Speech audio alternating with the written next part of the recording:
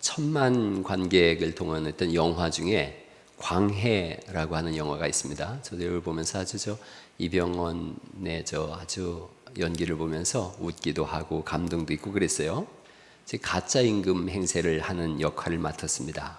가짜 임금인 걸 호위무사 도부장이 눈치를 챘어요. 저 왕의 목에 칼을 겨눕니다. 그러면서 정체를 밝혀라.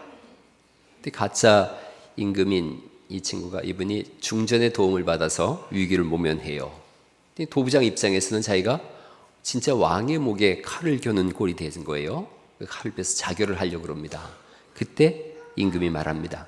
내 목에 칼을 들이댄 거야 10번이라도 상관없다. 허나 네 놈이 살아야 내가 사는 거 아니냐.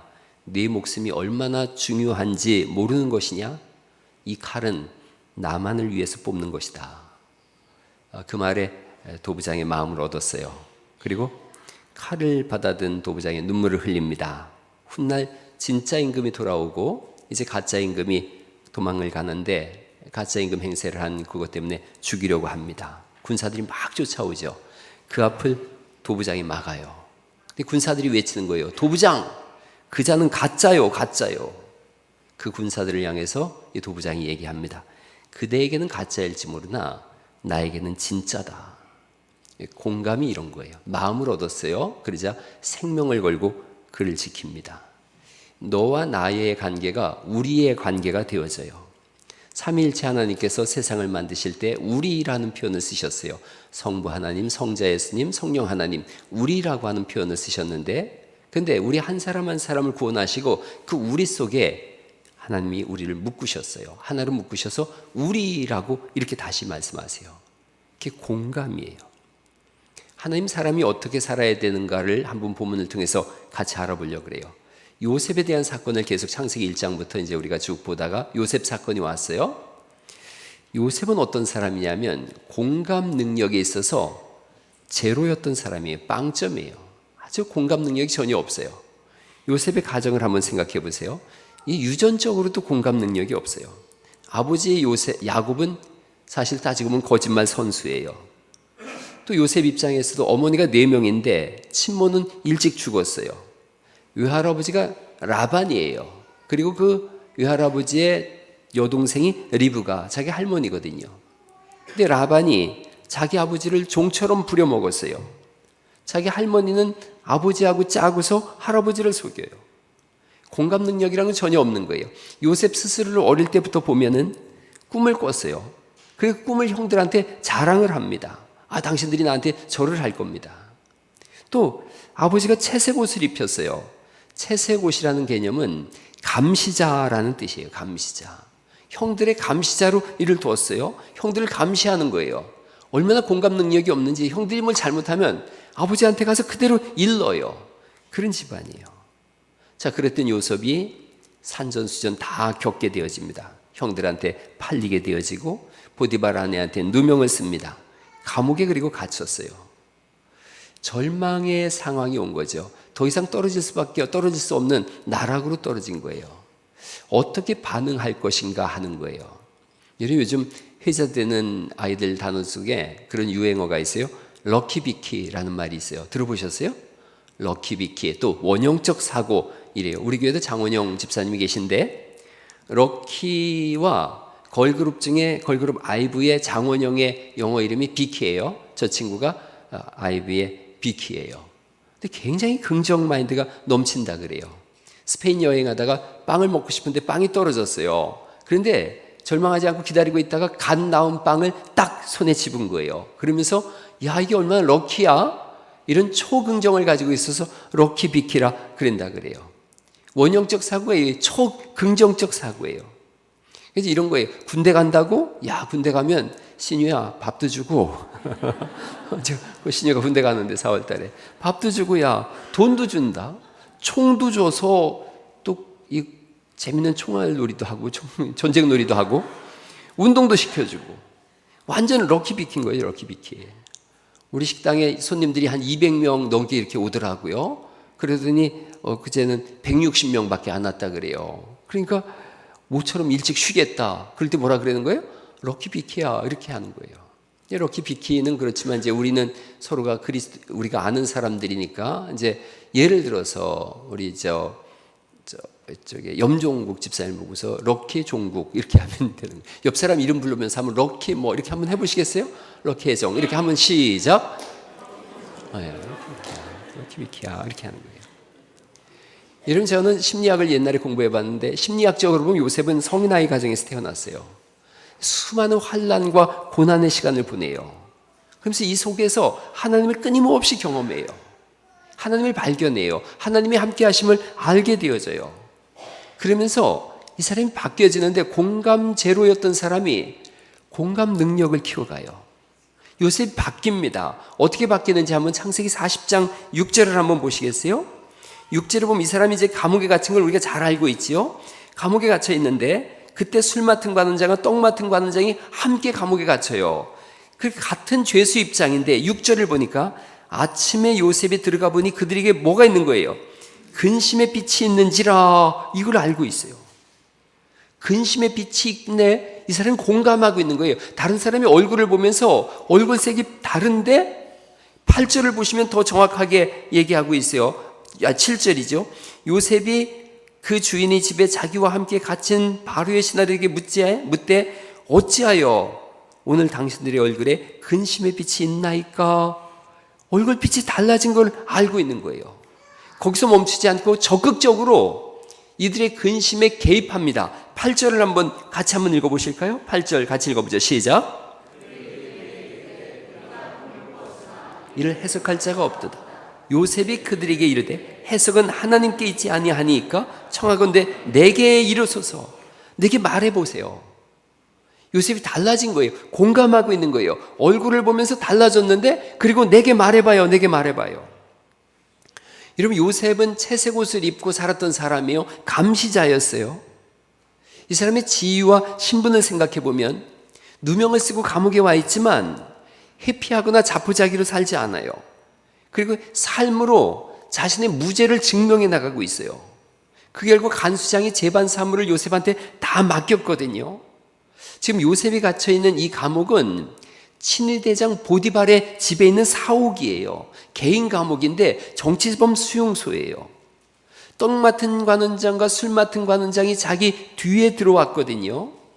술 맡은 자라고 하는 것은 술을 마시게 하는 자라는 뜻이에요.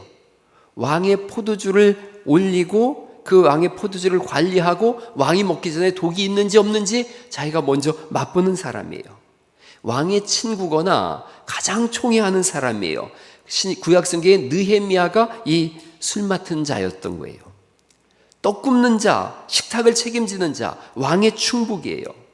그런데 4절 말씀을 보면 이게 우리 성경으로 보면은 조금 이렇게 애매하게 써 있는데 제가 다시 읽어볼게요. 친위대장이 요셉에게 그들을 뭐 하게 했다는 거예요? 수종들게 했다. 수종들다라는 단어가 여러 가지가 있지만 파카드라는 히브리어가 쓰였는데 살피고 보호하다 이런 뜻이 있어요. 다른 의미로 그가 채색 옷을 입었을 때 감시자처럼 저들을 감시해라. 감시자, 관리자, 감독자의 의미를 가지고 있어요. 그러니까 지금 간수장이 요셉을 얼마나 신임하고 있는지 새로 들어온 저 신입 죄수들 둘이 있는데 비록 지위는 높지만 네가 저들을 감시해라 그러고 있는 거예요. 요셉이 본래 입었던 채색 옷, 감시자의 옷 지금 그와 비슷한 상황인데 그런데 그 어릴 때의 요셉과 지금 감옥에 있는 요셉의 삶이 달라요. 수종들게 했는데 4절을 제가 다시 읽어볼게요. 친위대장이 요셉에게 그들을 수종들게 하며 요셉이 그들을 어떻게 했다는 거예요? 섬겼다 이렇게 말씀하셔요. 샤라트, 봉사하다, 보살피다. 이건 종이 상전을 수종들 때 쓰는 말이에요. 감옥의 고참이에요. 감독자로 세웠어요. 감시자로 세웠는데 지금 이가 행사하는 이것이 자기 스스로 종이 돼서 그들을 섬기는 거예요. 이 사람의 모습이 많이 바뀌어졌어요. 자, 그러니까 자기들을 친근하게 대해주고 살펴주는 요셉에게 고민을 말하는 거죠. 두 관원장의 입장도 한번 생각해 보세요. 언제 죽을지 모르는 시간이에요. 늘 초조하고 근심스러워요. 이 근심의 빛이 있다, 이 말은 초조한 시간을 보내고 초조하다, 안달이 났다, 이런 뜻이에요. 그런데 7절을 다시 보시면 요셉이 그 주인의 집에 자기와 함께 갇힌 바로의 신하들에게 묻되 어찌하여 오늘 당신들의 얼굴에 근심의 빛이 있나이까, 이렇게 물어보고 있거든요. 근데 6절의 근심의 빛과 8절의 근심의 빛이 원어적으로 다르게 쓰여 있어요. 이 6절에 있는 근심의 빛, 그리고 7절에 있는 근심의 빛이, 6절은 그저 초조하고 안달난 얼굴, 7절에 있는 근심의 빛은 페이네켐 라임이라 그래서 완전히 상한 얼굴이에요. 죽음의 얼굴을 띠고 있는 거예요. 요셉이 이게 눈에 들어온 거예요. 얼마나 섬세하게 살폈으면 늘 평소에 안달나고 초조했던 그 6절의 얼굴과 오늘 아침 얼굴은 죽을 것 같은 얼굴, 이게 다른 걸 알게 된 거예요. 섬세하게 살피고 있는 거예요. 공감하고 있는 거예요. 그리고 요셉이 이들에게 답을 줍니다. 우리가 꿈 꿨는데 이 꿈이 뭔지 모르겠어. 그랬더니 해석은 하나님께 있습니다. 이 당시 이집트 사람들은 꿈 속에서 신과 접촉한다라고 하는 그런 종교를 가지고 있었어요. 그런 신앙을 가지고 있었어요. 근데 지금 내가 꿈을 꿨거든요. 고위직에 있으니까 사람을 불러서, 해몽가를 불러서 꿈을 해석해야 되는데 감옥에 있으니까 그것도 어려워요. 요셉이 대답해 주는 거예요. 꿈은 저 해몽가들한테 있는 게 아니라 하나님께 있습니다. 요셉이 살면서 자신의 꿈을 본 거예요. 어릴 때 자기가 꿈꿨던 것, 부모 해와 달이 절하고 별 11별이 절을 하는 거를 자기가 꿈을 꿨어요. 어릴 때 해석은 아버지 어머니가 내게 절을 하는구나, 11인 형제가 내게 절을 하는구나, 사람들한테 내가 절받는 꿈을 꿨네, 내가 뭔가 높은 지위에 올라가겠구나, 그리고 사람들에게 섬김을 받고 칭찬을 듣고 숭배받는 그런 자리에 있겠구나, 하늘의 일기를 예측하고 이런 생각을 못한 거예요.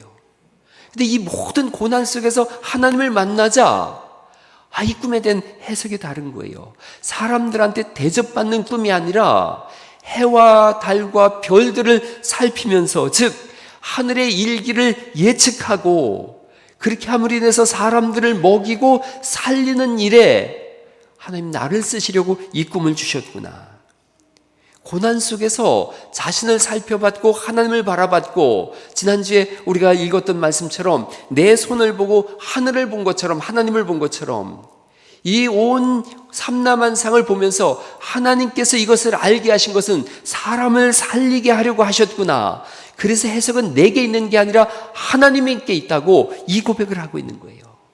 여러분, 역사는 하나님께 있는 줄 믿습니다. 운명은 하나님 속에 있어요. 하나님이 지키시고 하나님이 이끄시는 거예요. 우리를 높이겠다는 게 아니라 우리를 통해서 사람을 살리겠다고 하나님은 교회를 세우셨고 우리를 부르셨고 오늘도 복음 속에서 나아가게 하신 줄 믿습니다. 내 꿈을 이루는 것이 아니라 하나님의 꿈을 이루게 하시려고 우리를 모이게 하신 거예요. 요셉이 이걸 한 거예요. 그래서 꿈은 하나님께 있습니다. 해석은 하나님께 있습니다. 이제 두 사람이 꿈 이야기를 들려줍니다. 먼저 술 맡은 사람이 꿈 얘기를 해줘요. 내가 꿈을 꿨는데 포도주에 나무 3가지가 이렇게 열리고 그 끝에 포도가 열렸습니다. 내가 그걸 따서 술을 만들어서 포도주를 만들어서 바로의 손에 드렸더니 바로가 마셨습니다. 그러자 요셉이 해석해 주는 거예요. 3가지라고 하는 것은 3일을 말합니다. 3일 뒤에 바로가 당신의 머리를 다시 올려서 들어서 그 자리를 복직시켜 줄 것입니다. 이건 좋은 꿈입니다. 떡 맡은 사람이 생각해 보니까 자기도 꿈을 꿨거든요. 나도 꿈을 꿨어요. 무슨 꿈입니까? 내가 떡을 이렇게 지고 가는데 맨 위에 떡 3덩어리가 있는데 새들이 와서 쪼아 먹었습니다. 요셉이 심각하게 얘기하죠. 3일 뒤에 바로가 당신의 목을 자를 겁니다. 참 수용이죠. 그리고 당신의 몸을 나무에 걸어서 새들이 와서 먹게 될 겁니다. 여러분, 이 말 그대로 되어줬어요. 술 맡은 관원장한테 이렇게 얘기했거든요. 당신이 바로 왕이 당신을 복직시키면 그때 나를 꼭 기억해 주세요. 난 여기 있을 사람이 아닙니다. 난 결백한 사람입니다. 그 꿈대로 되어졌어요. 3일 뒤에 바로의 생일날 술 맡은 사람을 복직시키고 떡 맡은 저놈을 목을 잘라라. 그대로 되어졌어요. 그런데 중요한 건 그거예요. 술 맡은 자가 잊어버려요. 까맣게 잊어버려요. 사람이 그런 얘기, 화장실? 그러고 있죠. 까맣게 잊어버린 거예요.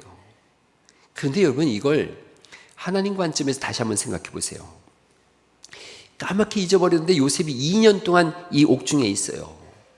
아니, 왜 이런 일이 일어났을까? 요셉 사건이 일어난 것은 기원전 대략 1900년에서 1800년 요 상간이에요. 이집트 역사학자 중에 마네토라고 하는 사람이 있어요. 이집트엔 역사가들이 별로 없는데 마네토라고 하는 사람이 기원전 3세기 역사학자예요. 이집트사를 썼는데 이 당시에 이집트 정권을 잡은 민족이 어디냐면 힉소스 민족이에요. 힉소스 왕조가 다스리고 있었는데 힉소스는 이국 민족이에요. 이집트 본래 내국인이 아니라 외국 민족이에요. 이들이 와서 나라를 잡았어요. 강력한 통치를 했지요. 그런데 수많은 반란이 일어나고 극심한 어려움의 시기가 이 시기였어요. 이렇게 한번 역사를 추론해 보는 거예요. 만약에 요셉이 바로 풀려났다면 아마 본국으로 돌아갔든가 아니면 다른 집에 노예로 다시 갔던가. 그런데 이 나라는 지금 극심한 이민족에 대한 반감이 가득했던 시대거든요. 살아남기 쉽지 않은 그런 시대예요. 아무도 요셉의 생명을 보장할 수 없는 시기예요. 하나님이 그를 감옥에 두셨어요.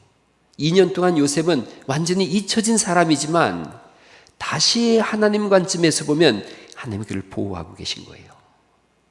지난 시간에 제가 하나님의 생명싸개에 대한 말씀을 드렸어요. 사무엘상 25장을 보면서 손으로 이렇게 짚으면서 읽은 단어가 있는데 나발의 부인이 아비가일이에요. 나발이 다윗한테 잘못해서 다윗이 다 죽인다고 할 때 아비가일이 그 앞에 서서 이렇게 얘기해요. 내 주의 생명은 내 주의 하나님 여호와와 함께 생명사계 속에 쌓여 있을 것이요. 요셉이 다윗을 보고 말하는 거예요. 하나님이 당신을 생명사계 속에 쌓여 있으니 당신은 안전할 겁니다. 내 주의 원수들의 생명은 물매로 던지듯 여호와께서 그것을 던지시리이다. 그러니 우리 집안을 살려주세요 합니다. 나중에 나발은 바로 급사해서 죽고 아비가일은 다윗의 부인이 되어져요. 가장 지혜로운 여인이에요. 하나님을 잘 아는 여인이에요. 이 여인이 선지자적인 시각을 가지고서 생명싸개 속에 당신은 쌓여 있습니다 라고 했는데 이 생명싸개가 히브리어로 번들, 꾸러미를 묶다 이런 뜻이 돼 있어요. 그러니까 하나님과 당신이 한 묶음으로 묶여 있으니 당신은 안전할 겁니다. 생명의 보자기 속에 쌓여 있습니다. 하나님의 사람으로 당신 묶여 있으니 걱정하지 마세요 라고 다윗에게 그렇게 얘기를 했는데 사실은 하나님은 요셉을 그 생명싸개 속에 싸고서 하나님이 함께 묶인 사람으로 살아가게 된 줄 믿습니다. 여러분, 이 사무엘상 나중에 25장을 보면 이렇게 되거든요. 내 주의 원수들의 생명은 물매로 던지듯 여호와께서 그것을 던지리이다. 나중에 물맷돌로 다윗이 골리앗을 죽이는 것을 아비가일이 미리 예언한 거예요. 언제 죽을지 모르는 불안정한 정국 속에서 하나님은 요셉을 감옥 안에 두셨어요. 생명의 보자기 속에 숨겨두셨어요. 오늘날 이 생명싸개는 주님의 몸된 교회인 줄 믿습니다. 예수 그리스도 안에서 우리가 생명싸개 속에 있는 사람들인 거예요. 적용점을 한번 찾아보세요. 적용점. 요셉은 어떤 사람이 됐는가? 공감 제로였던 사람에서 공감하고 섬김의 사람이 되어져요. 요셉은 관원장의 안색을 다 살피거든요. 바뀐 걸 금방 알게 되어져요. 신앙의 성숙자는 어떤 사람이냐면 타인의 안색을 살필 줄 아는 사람이에요. 비판하고 판단하기 위함이 아니라 그들의 아픔에 동참하고 슬픔을 나누기 위해서 그 공감 속으로 함께 들어가요. 영원한 공감과 완벽한 섬김의 모델이 누군가? 예수님이시죠. 고통받는 사람과 함께 하셨어요. 요한복음 11장에 보니까 나사로가 죽었어요. 그런데 그 동생들 마리아와 마르다가 우니까 예수님이 거기서 눈물을 흘리세요. 성경의 가장 짧은 구절이 예수께서 눈물을 흘리시더라인데 영어로는 Jesus wept. 예수님 눈물을 흘리셨다. 하나님께서 사람을 보시고 우시는 거예요. 공감하시는 거예요. 그리고 거기서 끝나지 않죠. 섬김으로 나사로를 살려내세요. 마가복음 11장에 보면 나병 환자를 예수님 만지세요. 공감하는 거예요. 그 당시 나병이 걸렸다는 건 저주 속에 있다 그래서 사람들이 다 도망갔는데 피해갔는데 예수님 그 손을 잡으세요. 그리고 그를 치유하세요. 죄인들의 아픔을 이해하세요. 그들과 함께 식사하세요. 히브리서 4장 15절에 우리에게 있는 우리의 대제사장은 우리의 연약함을 동정하지 못하실 리가 아니요 최상급으로 쓰느라고 이렇게 쓴 거예요. 정말로 동정하시는 분이시다. 하나님의 아들이 우리의 고통을 공감하시고 그리고 우리를 대신하여 죽으신 줄 믿습니다. 이사야서 53장 5절부터 있는 말씀이 그 말씀인데 같이 한번 읽어보죠. 시작. 그가 찔림은 우리의 허물 때문이요 그가 상함은 우리의 죄악 때문이라. 그가 징계를 받음으로 우리는 평화를 누리고 그가 채찍에 맞음으로 우리는 나음을 입었도다. 우리의 허물과 우리의 죄악을 공감하시고 대신 맞으시고 채찍질 맞으셔서 나음을 얻고 회복을 누리고 평화를 누리게 된 줄 믿습니다. 예수님 그렇게 하세요. 우리가 부르는 찬양 중에 그런 찬양이 있어요. 그때 그 무리들이 예수님 못 박았네. 녹슨 세 개의 못으로 망치 소리 내 마음을 울리면서 들렸네. 그 피로 내 죄 씻었네. 우리 한번 1절만 같이 찬양 한번 같이 한번 불러보시겠어요? 1절만. 그때 그 무리들이 예수님 못 박았네.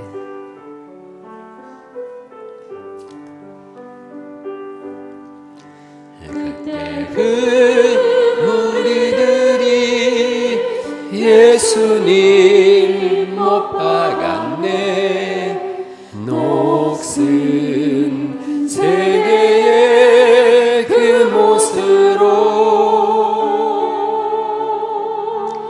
망치 소리 내 맘을 울리면서 들렸네.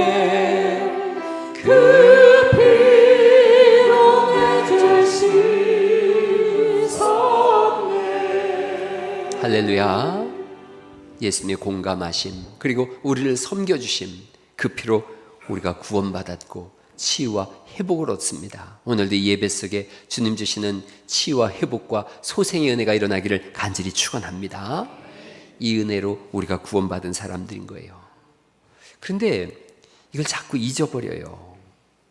요셉이 어릴 때 입었던 채색 옷을 우리가 자꾸 그걸 입으려고 그래요. 뭔가를 열심히 하고 내가 잘하면 이게 하나님 은혜로 이루어졌다는 걸 잊어버리고 자꾸 채색 옷을 다시 입고 감시자로 쓰려고 그래요. 십자가 공로가 아니라 내 공로라고 생각하고 타인을 판단하고 정죄하는 일에 앞장서려고 그래요. 여러분 교회에 오는 이유도 잘 생각해 보세요. 여러분 우리 교회는 감시자로 오는 것이 아닌 줄 믿으시기 바랍니다. 감시자로 오는 게 아니에요. 어디 하면 잘 되나 보자, 그러려고 잘하나 보자 이러려고 감시하러 온 것이 아니라 그렇게 온다면 가장 불행한 사람이에요. 내가 뭘 도울 수 있을까? 내가 뭘 할 수 있을까? 가장 행복한 사람이죠. 우리가 어제 그제 1박 2일 했어요. 항존 직분자 1박 2일 했는데 주제가 나는 갈릴리 교회에서 뭐뭐뭐뭐 하는 사람이다. 또는 뭐뭐 할 사람이다. 저 안에서 우리가 수없이 많은 이야기를 나누면서 어떻게 복음을 효과적으로 전할까? 어떻게 그리스도님을 예수님을 전하고 주님의 몸된 교회를 세워갈까? 이런 끝없는 얘기를 나누는데 정말 행복했어요. 제가 어제 그제 느낀 것은 우리 교회 가족들이 감시자가 아니라 헌신자구나. 우리 교회 가족들 보면서 제가 뭐라고 늘 표현하는지 아시죠? 일개미들 모아놓은 것 같습니다. 정말 일개미 같아요. 세상에서 그렇게 열심히 일하고 교회 와서 토요일마다 예수님 전한다고 복음을 전하고 사비를 털어서 먹을 걸 다 준비해가지고 복음을 전하고 이 넓은 예배당을 다 청소하고 몸을 전혀 사리지 않고 십자가 위에서 내가 뭐든지 하겠습니다. 막 달려나오는 일꾼들이에요. 그래서 제가 너무 감사한 거예요. 이 설교하면서 제가 부담이 없는 것이 감시자로 왔다면 내가 그런 설교를 못할 텐데 감시자가 아니라 봉사자로 부르셨다는 것을 인정하고 있고 이해하고 있는 거예요. 여러분 내 눈에 뭔가 허술한 부분이 들어오고 비판하고 평가할 일이 있다면 하나님이 내게 주신 일이다 받아들이시길 간절히 축원합니다. 제가 처음 교회 갔는데 목사님 설교하는데 좀 잘 못 알아듣겠고 그런 거예요. 그래서 그때 제 속에 그런 생각이 했어요. 저 정도면 나도 하겠다 그 생각이 들었어요. 그래서 제가 목사가 됐어요. 목사가 돼서 보니까 세상에 제일 어려운 게 설교하는 거더라고요. 그래서 그분을 향해서 제가 마음속에 그때 내가 정말 교만했구나 그 생각을 했어요. 목자 우리 교회 목장이 있고 목자 있는데 목자 사역을 여러분 보면서 난 더 잘할 수 있는데 이런 생각이 드시면은 그 목자를 정지하지 마시고 여러분이 목자로 서는 은혜가 있기를 간절히 축원합니다. 행정사역을 보면서 내가 더 잘할 수 있는데 그러면 우리가 행정간사로 지원할 수 있기를 간절히 바랍니다. 교회에서 점심에 이렇게 식사하시다가 오늘 왜 이렇게 맛이 없어? 라고 하는 생각이 들거들랑 1년 내동 주방 음식 봉사자로 헌신하는 은혜가 있기를 간절히 축원합니다. 그렇죠. 이제 음식이 뭐 짜다 달다 어떻게 해 말만 해 바로 식당으로 이렇게 바로 가는 거예요. 청소한 걸 보면서 이게 청소한 거야 만 거야 1년 내동 청소봉사자로 할렐루야 그러라고 하는 거예요. 감시자가 아니라 그게 눈에 들어왔다면 내가 하라고 하는 거구나. 사랑과 실천이 교회 안에 없다면 시험 들지 말고 내가 먼저 사랑과 실천을 그렇게 하리라. 기도하는 사람이 없다고 불평하지 않고 내가 먼저 기도하는 사람이 돼야 되겠다. 하나님이 보여주시는 거, 알려주시는 거, 느끼게 하시는 거 나한테 하라고 하는 쌓이는 줄 믿으시기 바랍니다. 어느 교회는 사랑이 많은데요, 어느 교회는 헌신이 많은데요, 기도가 많은데요, 뭔가를 잘하는 교회가 있다면 그 교회는 감시자가 아니라 봉사자가 많기 때문에 그래요. 헌신자가 많기 때문에 그래요. 그리고 내가 만약에 그 교회에 들어가서 감시자가 되면 그 교회는 일순홀란해질 거예요. 다른 교회에 뭔가 잘하는 것이 눈에 들어오거들랑 내 눈에 들어오면 내가 이거 해야 되겠다. 우리 교회에서 나보고 하라는 하나님의 사인이구나. 수많은 고난을 겪으면서 요셉은 어릴 때의 채색 옷을 벗어버립니다. 그리고 스스로 헌신자가 되어지고 봉사자가 되니까 나중에 바로가 그에게 다시 채색 옷을 입힙니다. 애덤 골린스키라고 하는 미국의 콜롬비아대 교수가 실험을 했어요. 학생 37명을 세 그룹으로 나눠서 신문 가판대 앞에 있는 그 노인 남성 사진을 보여준 거예요. 이 노인의 일과를 상상해서 글로 써봐라. 그런데 그렇게 하기 전에 이제 이 노인들을 가지고 있는 일반적인 선입견을 먼저 물어봤더니 저 이제 할아버지 노인에 대한 일반적인 선입견이 외로움, 의존, 꼰대, 고집, 건망증 이 5가지가 일반적으로 사람들이 가지고 있는 선입견들이에요. 부정적 선입견인 거예요. 세 그룹으로 나눠서 이 노인에 대해서 묘사를 해보는데 조건을 줬어요. 첫 번째 그룹은 최대한 선입견을 배제해라. 두 번째 그룹은 내가 저 노인이라고 생각해봐라. 세 번째 그룹은 아무 요청도 하지 않은 거예요. 아무 요청도 하지 않은 세 번째 그룹은 이 5가지가 높게 나왔어요. 그런데 선입견을 배제해라 그랬는데도 2-3개가 나왔어요. 내가 저 노인이라고 생각해보고 써라 그랬더니 거기서는 전부 좋은 말만 써 있었어요. 긍정적이고 밝게 묘사됐어요. 연구의 결론은 그래요. 선입견을 억제하는 방법보다 상대방의 감정을 이입하는 것이 상대를 이해하고 공감하는 데 더 큰 도움을 준다. 여러분, 아프리카의 인디언 속담에 있다 그러죠. 남의 신발을 신기 전에는 그 사람을 판단하지 말라고. 신앙의 성숙이 그거예요. 공감해 주는 거예요. 그리고 판단하지 않고 섬겨주는 거예요. 감시자가 아니라 섬김의 사람인 거예요. 또 하나는 끝까지 하나님을 신뢰하세요. 요셉은 감옥에서 2년이 있는데 이 본문에 보면, 성경에 보면 어떤 불평도 불만도 없어요. 인생을 돌이켜보니까 하나님이 하신 걸 알게 했거든요. 해석은 하나님에게 있었구나. 한 분 한 분의 인생을 깊이 들여다보면 하나님이 아니면 해석이 안 되는 부분이 너무나 많아요. 그 많은 사람 중에 저 사람을 만나서 가정을 이루고 그렇게 좋은 많은 교회들이 있는데 하필 갈릴리 교회에 와서 신앙생활을 하고, 이혼할 이유는 100가지고 교회를 떠날 이유는 1000가지도 더 되는데 남아있는 건 한 가지밖에 없어요. 하나님의 생명싸개 속에 있기 때문에 그래요. 그 은혜 때문에 그래요. 왜 여기 두셨는지 모르지만 여기가 생명싸개구나. 어느 날인가 하나님께서 소중하게 쓰시려고 여기 지금 감춰두시고 준비하고 계시는구나. 끝까지 하나님을 신뢰할 수 있기를 간절히 축원합니다. 이제 말씀을 정리해 보려고 그래요. 공감 능력은 타고나는 것인가 훈련되는 것인가에 대한 연구를 봤어요. 공감 능력은 40%가 유전적인 요인이 있대요. 유전적으로 공감에 탁월한 사람들이 있어요. 저는 되게 유전적인 요소를 많이 타고났습니다. 그래서 공감이 너무 크면 또 인생이 괴로운데 그런 유의 사람이에요. 유전적으로 40%는 타고나지만 나머지 60%는 어린 시절에 부모님과의 애착 관계 속에서 공감 능력이 60% 정도가 좌우된대요. 엄마가 아기를 끌어안고서 우리 애기 아프지? 그때 공감 능력이 활성화되는 거예요. 상대방 감정을 내 감정처럼 느낀대요. 또 교회 안에서 서로가 서로의 손을 잡고 많이 힘들지 할 때 공감 능력이 펼쳐진대요. 그런데 우리는 60%가 아니라 100%예요. 예수님께서 십자가에서 우리를 끌어안고서 얼마나 고단했냐, 인생살이 얼마나 힘들었냐, 근데 내가 끌어안고 함께 가니 염려하지 마라 라는 거예요. 그래서 신앙의 성숙은 어떤 사람들인가? 공감하는 사람이에요. 섬기는 사람이에요.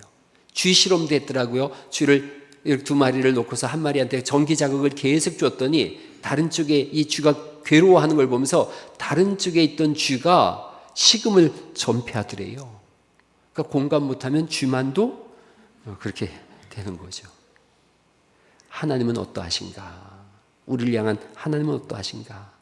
나사로가 죽었을 때 눈물을 흘리신 하나님. 로마서 12장 5절에 같이 한번 읽어보실까요? 시작. 즐거워하는 자들과 함께 즐거워하고 우는 자들과 함께 울라. 이게 공감이에요.